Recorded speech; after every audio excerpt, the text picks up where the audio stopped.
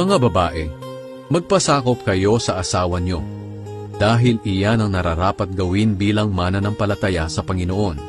Mga lalaki, mahalin ninyo ang inyong asawa, at huwag ninyo silang pagmamalupitan. Mga anak, sundin ninyo ang mga magulang niyo sa lahat ng bagay, dahil kalugod-lugod ito sa Panginoon. Mga magulang, huwag kayong gumawa ng anumang bagay na ikasasama ng loob ng mga anak niyo, para hindi sila panghinaan ng loob. Mga alipin, sundin niyo sa lahat ng bagay ang mga amo niyo rito sa lupa, hindi lang dahil nakatingin sila at nais ninyong malugod sila sa inyo, kundi gawin ninyo ito ng buong puso at may takot sa Panginoon. Ano man ang gawin nyo ito ng buong katapatan na parang ang Panginoon ang pinaglilingkuran nyo, at hindi ang tao. Alam naman ninyong may gantimpala kayong matatanggap sa Panginoon, dahil si Kristo na Panginoon natin ang siyang pinaglilingkuran ninyo.